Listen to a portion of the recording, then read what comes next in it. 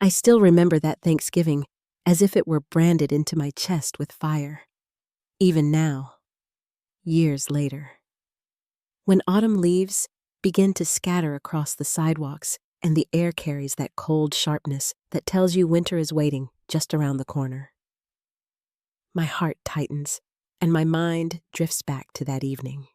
I am a mother, 66 years old at the time, living in the quiet suburbs of Ohio. My life has been simple, not perfect, but I built it with my own 2 hands. I raised a son, my only child, after my husband left when he was barely 8 years old. It was just the 2 of us against the world, and I poured everything into him, my time, my sacrifices, my dreams. I worked extra shifts at the diner, saved every penny I could, and when he got into college, I cried tears of pride knowing I had done something right. He was my pride, my reason for waking up in the morning, my anchor when loneliness threatened to drown me. People said I was too attached, too protective, but they didn't know what it was like to give up everything for one person and still feel it was worth it. I told myself that no matter what life took from me, it couldn't take away the bond between a mother and her son. But bonds can fray. Love can twist into something unrecognizable. And sometimes, betrayal doesn't come from strangers, it comes from the one face you swore you could always trust. That Thanksgiving was supposed to be special. I had been planning it for weeks. I pulled out my late mother's recipe box and dusted it off, determined to recreate every dish the way she used to. I wanted my son, Michael, and his wife, Claire, to feel at home in my house, to remember that family traditions mattered. I basted the turkey every hour, mashed the potatoes with extra cream, baked 2 pies pumpkin and pecan just to make sure everyone had their favorite. I wore my best dress, brushed out my graying hair, and even set the table with the old china I rarely touched. The house smelled of roasted herbs and warm bread. I told myself this was the year we'd feel like a family again, no matter the distance that marriage sometimes puts between a mother and her grown son. But the hours ticked by, and the silence in the house grew heavier. My phone buzzed around 5 o'clock. It was Michael.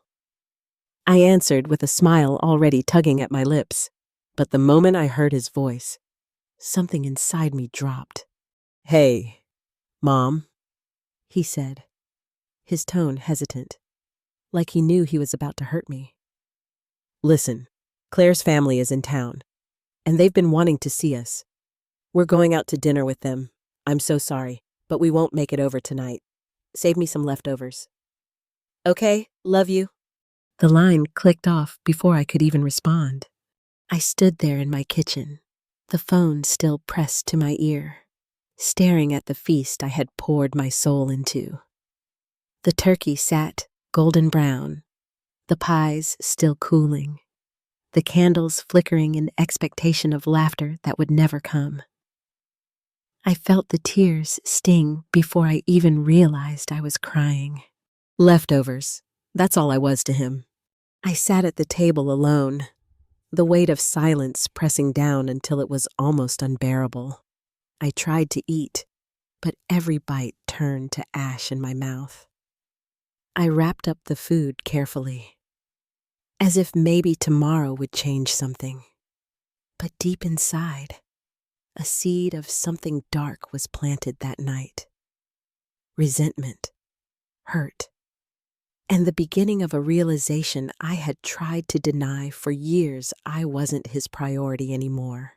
In the days that followed, I tried to brush it off, telling myself I was being dramatic. People have obligations. Marriages are about compromise. Maybe next year would be different. But the memory lingered like a bruise that refused to heal. I replayed it over and over, his voice, the ease with which he chose them over me, as though I were a safe option, a backup plan. the one who would always be there no matter how much he neglected me. And then came Christmas. Another table, another meal I prepared with hope, stitched into every dish. And once again, another call, another excuse, another evening alone. Only this time, there were no apologies, just a casual tone that said, "We're doing Christmas morning with Claire's parents. We'll swing by later if we can." They never did. I started to notice the pattern. It wasn't just the holidays. Birthdays passed with nothing more than a quick phone call.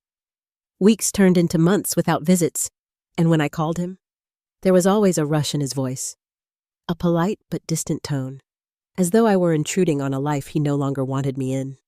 At first, I blamed Claire. It was easier that way. She was the outsider, the one who had stolen my son. But as time went on, I realized the harder truth Michael allowed it. He chose it, and every time he did, the little boy I once held in my arms seemed to slip further away, replaced by a man who didn't seem to need me at all. One night, after yet another lonely holiday, I found myself rummaging through an old box of keepsakes. His baby blanket, his first report card, photos of him smiling with gaps in his teeth. I clutched them to my chest and sobbed until my throat ached. And then, like lightning, a thought struck me. Maybe I had given too much. Maybe my love had been my downfall. Maybe in making him my entire world, I had taught him that I would always be there no matter how he discarded me. But people reach their limits, even mothers, especially mothers. The turning point came the following year. It was another Thanksgiving, and I told myself I wouldn't cook this time. I didn't want to set myself up for disappointment. But out of habit, out of some desperate hope, I found myself back in that kitchen, the smell of roasting turkey filling the house. My heart betrayed my mind, clinging to the possibility that maybe this year he would walk through the door. But instead, I found out through a neighbor's Facebook post that Michael and Claire had hosted a lavish dinner at their house with her family. They hadn't even bothered to call me. I was erased, invisible. Something inside me snapped. It wasn't just about the turkey or the holidays. It was about a lifetime of sacrifice, of giving every part of myself to a son who now acted as though I were an afterthought. I thought of the nights I worked double shifts while he slept peacefully. I thought of the shoes I went without so he could have new ones. I thought of the loneliness I endured so he could chase his dreams. And in that moment, I realized he had betrayed me not with malice, but with indifference. And sometimes, indifference cuts deeper than hatred ever could. I made a decision then. I would no longer beg for scraps of his time or affection. I would no longer be the leftover at his table. If he wanted to push me out of his life, then he would learn what it meant to live without the woman who built that life for him. But as with all stories, the path to revenge or maybe justice is never simple, because in trying to let go, I uncovered secrets I had never expected, secrets that changed everything I thought I knew about my son, his marriage, and even myself. It began with a letter. I had gone to drop off a small package at Michael's house one afternoon. Something trivial I had picked up that made me think of him. He wasn't home, but the mailbox was stuffed, and among the envelopes, one caught my eye. It wasn't addressed to me, of course, but the handwriting looked eerily familiar. My late husband's. My heart froze. It couldn't be. He had been gone for nearly 20 years. I slid the envelope out and turned it over in my hands. No stamp, no address, just Michael's name scrawled in that same looping script I had once known so well. Against every better judgment, I slipped it into my bag. That night, I opened it. My hands trembled. My breath caught in my throat. And what I read inside shattered the fragile image I still clung to of my family. It was a confession. A letter written by my husband before he died. One he had apparently hidden away. He admitted to an affair, to fathering another child, one he had kept secret from me and from Michael. A child who, as I would come to learn, had grown up much closer to Michael than I ever realized. And suddenly, the distance, the neglect, the choices he made, all of it began to make sense. My son hadn't abandoned me for his wife's family. He had been building ties with a sibling I never knew existed. A sibling he had grown to trust, to love, to prioritize while I, the woman who had raised him, was left in the shadows. The betrayal cut deeper than I can explain. Not only had my husband deceived me, but my son had known, had chosen loyalty to this hidden family over the woman who gave him everything. The rage that burned inside me was unlike anything I had ever felt. And in that rage, I made a vow I would uncover every secret, expose every lie, and make them all face the truth they had buried at my expense. I didn't sleep that night. I sat in my chair by the window, the letter trembling in my hands as if it might dissolve into dust if I loosened my grip. Outside, snow began to fall, quiet and soft, as though the world wanted to soothe me. But inside, I was a storm. How long had Michael known? Had he kept this secret since he was a boy? Did he resent me for not telling him? Even though I hadn't known myself, my mind was a tangle of questions, each sharper than the last. The next morning, I called him. My voice was steady, though my chest ached. "Michael," I said, "I need to see you. It's important." He hesitated. I could hear it in his silence. Then, finally, he said, "Sure, Mom, tomorrow." When he arrived, I laid the letter on the table between us. His face drained of color the moment his eyes fell on it. That was all the confirmation I needed. "You knew," I whispered, "all this time. You knew." He didn't deny it. Instead, he lowered his head like a boy caught sneaking out after curfew. "I found out in college," he admitted. "Dad's old friend slipped one of the letters to me. I didn't know how to tell you." "Not tell me," my voice cracked, rising in pitch. "Michael, I lived my whole life believing it was just you and me, that we were all each other had, and you let me sit here in the dark while you built another family behind my back." His jaw tightened. "It wasn't like that." "Mom, I didn't mean to hurt you, but when I met her, my sister, it felt like something I was missing clicked into place. She's my blood too. I couldn't just walk away." The room spun. My chest felt hollow, as though he'd scooped out everything I'd ever given him and handed it to someone else. "And what about me?" I asked, my voice barely more than a whisper. "Am I just leftovers to you too?" He reached across the table, but I pulled my hand back. His touch burned. That day, I realized something vital. Betrayal isn't always a knife in the back.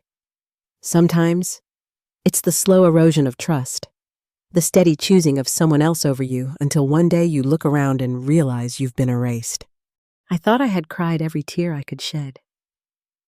But that night, the flood came again, not just for the secret, but for every holiday, every lonely meal, every unanswered phone call. I wept for the years I could never reclaim, for the woman who gave up her life to raise a boy who now saw her as a shadow. But grief only carried me so far. Eventually, it gave way to something sharper: resolve.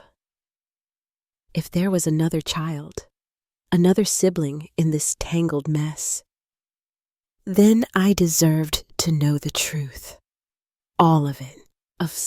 Her name was Emily. That's what Michael told me when I pressed. She was a year younger than him, living just a few towns over, a nurse, married, with 2 little boys. My grandsons I never knew I had. The injustice of it nearly consumed me. For years, I had dreamed of grandchildren, prayed for the sound of little feet running through my house, only to be told gently, apologetically, that Michael and Claire weren't ready. And now I learned there were children carrying my blood, laughing in someone else's kitchen while I sat alone with cold turkey and memories. I demanded to meet her. Michael refused. He said it would be too messy, that it might cause problems. That's when I understood I wasn't just being left out. I was being deliberately shut out, and that was something I couldn't forgive. I began my own search. It took weeks of digging, a few favors from old friends, but eventually I found her. The first time I saw her, it was through the window of her house. She was in the kitchen, her hair tied back, her laughter echoing as she wiped flour from her little boy's cheek. They looked so much like Michael at that age that my knees went weak. I pressed a hand to the glass of my car window and whispered to no one. Those should have been mine to hold. I drove away before she could notice me, but the image stayed with me, searing itself into my memory. It would have been easier to walk away, to accept the scraps I had been given and carry on. But something inside me, some combination of love, rage, and wounded pride, refused. I had been silent too long. If they thought they could erase me from the story of my own family, they were wrong. The opportunity came unexpectedly. Emily hosted a holiday party in mid-December. I knew because Michael and Claire posted photos online, smiling wide, glasses raised in toasts I was never invited to. My heart clenched at the sight, but it also steeled me. I couldn't let them celebrate while I sat in silence. So I showed up. I wore my best coat, brushed my hair until it shone, and walked up her driveway with my head held high. The sounds of laughter and music spilled into the cold night air as I knocked on the door. When Emily opened it, confusion flickered across her face. She didn't know who I was. Not yet. "Hello," I said softly. "My name is Margaret. I'm Michael's mother." The silence that followed was deafening. Behind her, I saw Michael freeze, his glass slipping from his hand and shattering on the floor. "Mom," he hissed, stepping forward, panic in his eyes. "What are you doing here?" "I came to meet my family," I said simply. Emily's face paled, then flushed with realization. She looked between us, her hand trembling on the doorknob. For a moment, the world seemed to hang in balance, and then she stepped aside. "Come in." The air inside was thick with tension. Conversations faltered. Eyes followed me as I entered, and I felt like a ghost walking through their celebration. But I didn't falter. Not this time. We sat in the living room, the children playing on the rug as if unaware of the storm brewing above their heads. Emily finally broke the silence. "You're my father's wife," she said slowly, her voice trembling. "I was," I corrected. "But more importantly, I'm your brother's mother, and whether you like it or not, that makes us family." Tears welled in her eyes. She looked so much like him, like the man who had deceived us both, that it hurt to meet her gaze. Michael tried to intervene, but I silenced him with a look sharper than any blade. "No more lies," I said. "Not tonight." And then, for the first time, the truths we had all buried spilled out into the open. The affair, the letters, the years of secrecy. Each word felt like a wound torn open. But with every confession, the air grew clearer, like a storm finally breaking. Emily wept openly. She confessed that she had grown up knowing she was unwanted, a secret child her father never fully claimed. She said she envied Michael, believing he had everything: love, stability, a mother who stayed. And I, sitting there with my broken heart, realized how twisted the truth was. Because while she had envied him, I had envied the family she now shared with him.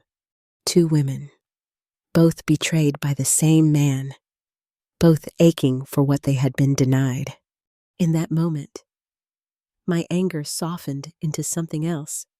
Not forgiveness, not yet, but recognition. We were both victims of the same betrayal, just in different ways. But Michael was no victim. He had chosen this path. Chosen to hide the truth from me. Chosen to replace me at his table with people I had never known. And for that, I couldn't let him walk free of consequence. The night ended in tears and raised voices. I left before the children's bedtime, my chest heavy, but my spine unbroken.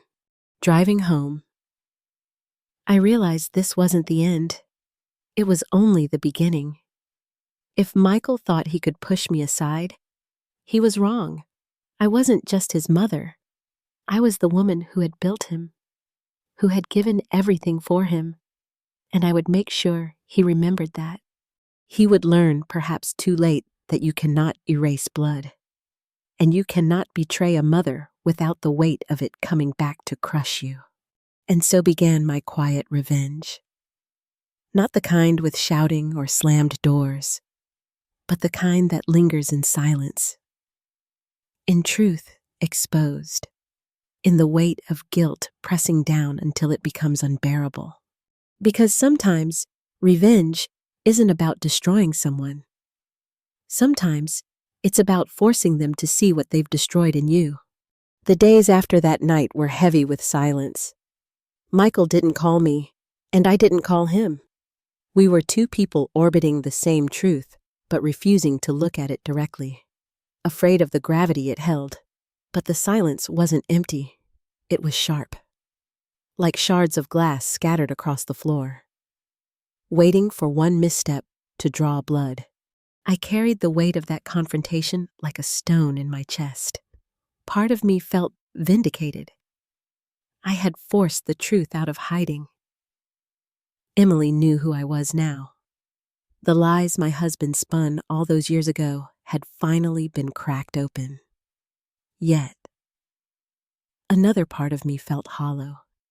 Because what had it brought me? Did Michael's arms come around me, apologizing, vowing never to choose others over me again? No, if anything. He seemed more distant, more guarded, as though he resented me for daring to take a seat at a table I was excluded from.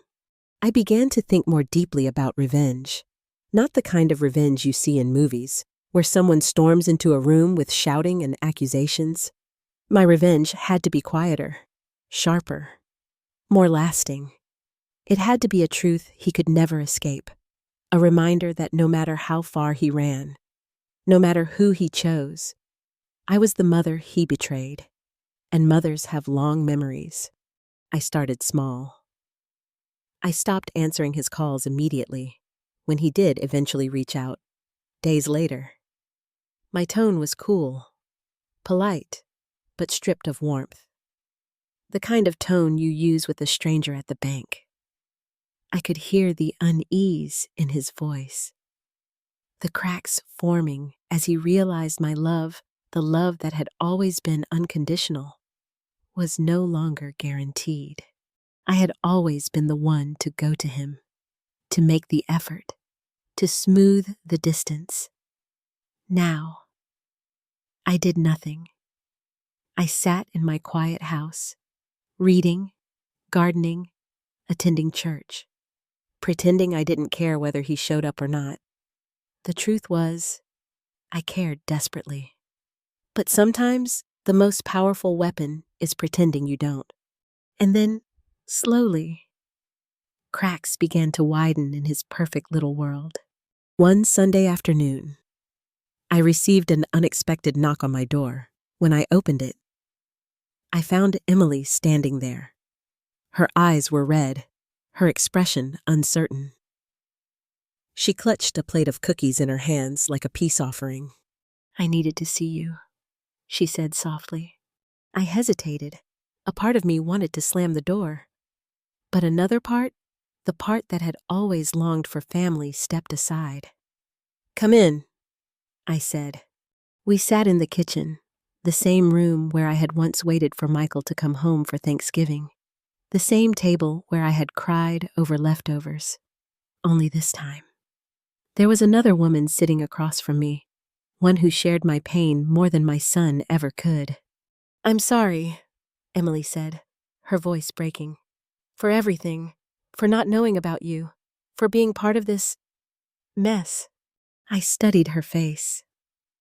So young compared to mine, yet already carrying the burden of betrayal. "You're not the one who should apologize," I said. She wiped her tears. I don't understand him. Michael, he's been so angry since that night. He says you're trying to ruin his life, but I think—" She paused, her voice trembling. "I think he's afraid you'll take me away from him, that you'll replace me somehow." Her words struck me like a blade. Replace her, as if I hadn't already been replaced, as if I were the threat when I was the one cast aside. I leaned forward, my voice low but steady. "I don't want to replace anyone, but I won't be erased either. I gave Michael everything, and now I want what I'm owed, the truth, the place that was stolen from me." She nodded slowly, as though she understood more than Michael ever could. "Then, let me help you." It was in that moment I realized fate had handed me an unlikely ally, the daughter of my husband's betrayal. The sister my son chose over me was now standing on my side. Not because she wanted to, but because the truth had broken her too. Together, we began to unravel the story. Emily told me things Michael never would. How their father had promised her he'd leave her something. But after his death, she received nothing.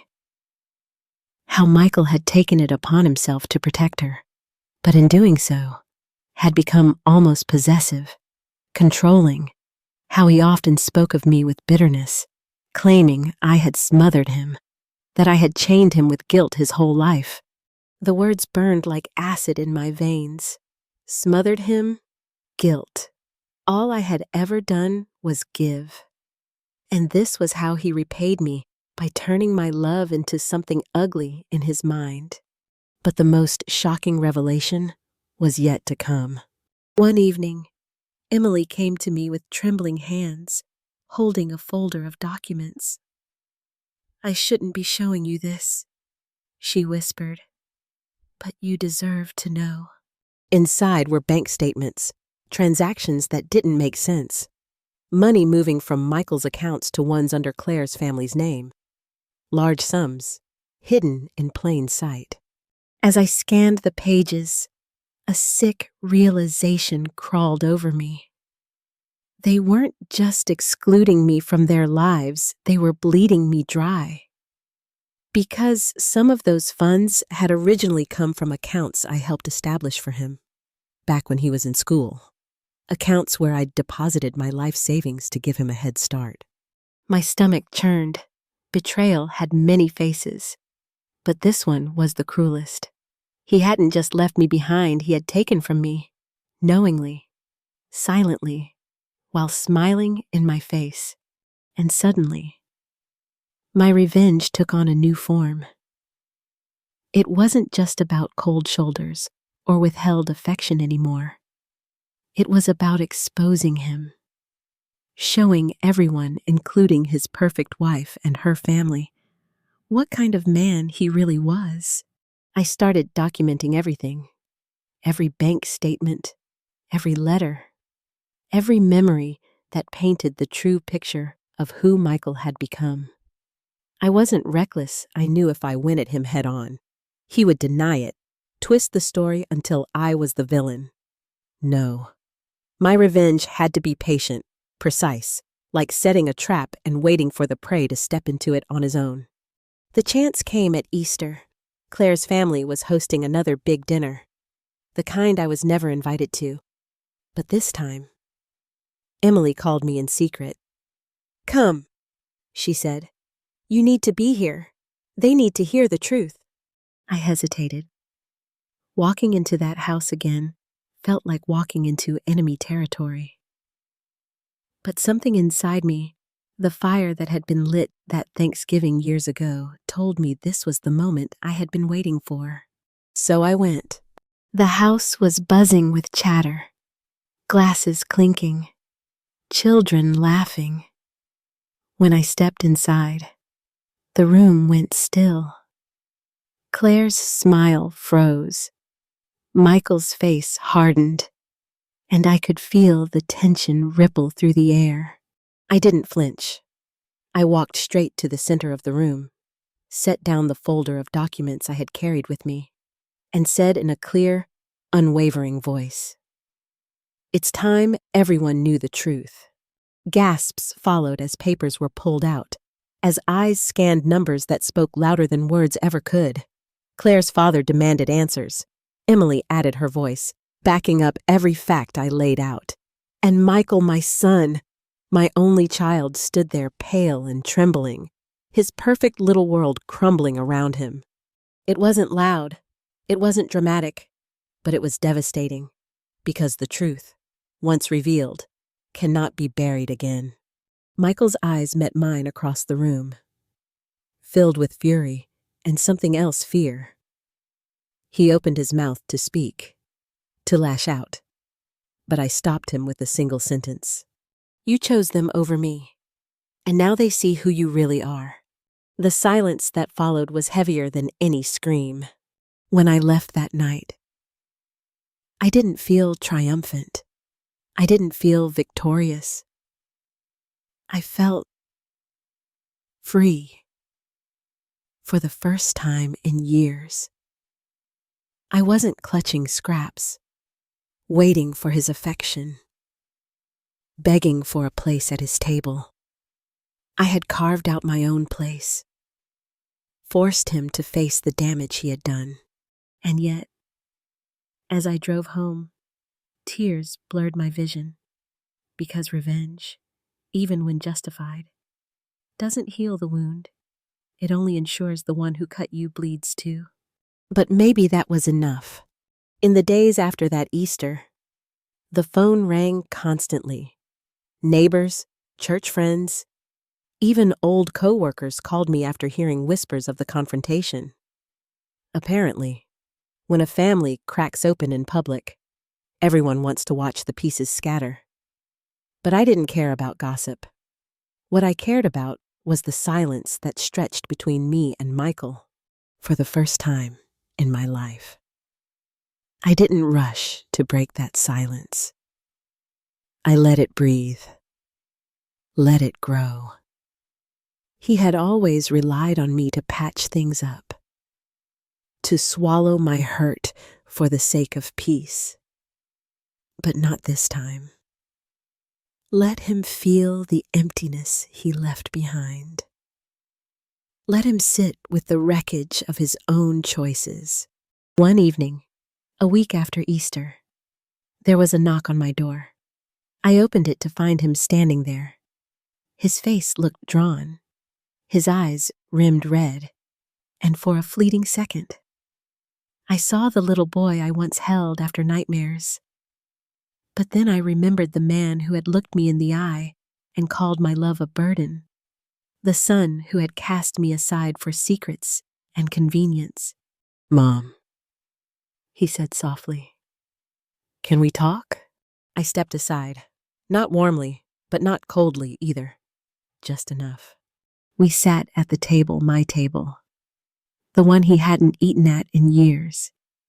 He glanced at the walls, the photographs that had never changed, the life he had abandoned. For once. He looked small in this house, not towering over me as he had grown to in adulthood. "I didn't mean for it to go this far," he said, his voice cracking. "I just wanted to protect everyone. I didn't want you and Emily to hate each other. I thought if I kept things separate, it would be easier." "Easier for who?" I asked quietly. He swallowed hard. "For me." The honesty of it cut through me like a blade. All those years, all that sacrifice, and in the end, it had always been about him, his comfort, his peace, his control. "You've always assumed I'd be here," I said, my voice trembling but firm. "You've always believed you could take from me, neglect me, betray me, and I would still be waiting with open arms. But I'm not waiting anymore. Michael, I'm done." He flinched for the first time. I think he realized I meant it. "I'm your mother," I continued. "That will never change. But I won't be your safety net anymore. If you want me in your life, you'll have to prove I matter. Not with scraps, not with leftovers, but with the respect I've earned." Tears welled in his eyes. "I don't know if I can undo what I've done." "Then that's your burden to carry," I said. We sat in silence after that, the weight of years pressing down on us. Finally, he stood and left without another word. In the weeks that followed, the distance remained, but it wasn't the same kind of distance as before. This time, he knew it was his to mend, not mine, and I, for once, didn't feel the urge to chase after him. Instead, I found myself spending more time with Emily. Strange, isn't it the daughter of my husband's betrayal? The sister my son clung to had become my companion. We didn't become best friends overnight. Pain leaves scars that don't heal easily, but we found solace in our shared wounds. She would bring her boys over to my house, and I'd watch them play in the yard, their laughter ringing out like a balm I hadn't known I needed. One afternoon, as I held the youngest on my lap, Emily looked at me and whispered, "They should have always known you. I'm sorry they didn't sooner." I pressed my lips to the boy's soft hair and said, "Better late than never." And I meant it, because while revenge had given me satisfaction, these children gave me something far more powerful: hope. I won't lie and say the story ended neatly. It didn't. Michael and I never returned to the closeness we once shared. Trust, once broken, doesn't mend like a broken bone. It leaves a weakness, a reminder. But we found a new balance. He called more often. He brought Claire by occasionally, though the warmth between us was gone. He tried, in small ways, to stitch together what he had torn, and I let him. Not because I had forgiven him completely, but because carrying bitterness forever is its own kind of poison. Every Thanksgiving since, I've cooked, not for him, not waiting by the door like a fool, but for whoever wants to join me. Sometimes Emily and her boys, sometimes neighbors, sometimes just me. But I cook because it's mine, my tradition, my table, my choice. And when I set the table now, I don't leave an empty chair for Michael. I set the chairs for those who show up, who choose me as much as I choose them. I still remember that first Thanksgiving alone. The sting of being left with nothing but leftovers. It broke me. But it also remade me. It taught me that love must go both ways. That sacrifice without respect is just self-destruction. It showed me that sometimes the sweetest revenge isn't destruction, it's survival. It's standing tall when they expect you to crumble. To this day, when I walk past a bakery window and see pumpkin pies, I smile. Not because of the pain of that night, but because of the strength I found in the ruins of it. And if you're listening to my story right now, if you've ever felt like someone you loved pushed you aside, left you with scraps while giving the best of themselves to others, I want you to hear me clearly. You are worth more than leftovers. Don't beg for a place at a table that doesn't honor you. Build your own table and fill it with people who do. Because in the end, that's what I learned. Betrayal can wound you, but it cannot define you. Revenge can satisfy you, but it cannot heal you. Healing comes when you stop waiting for someone else to choose you and start choosing yourself. So this is my truth. Raw and imperfect. Laid bare before you. I am a mother who gave everything, who was betrayed, who clawed her way back to dignity. And if my story has reached you, if it stirred something in your chest, then maybe it was worth every tear, every lonely meal, every bitter holiday. Thank you for walking through it with me.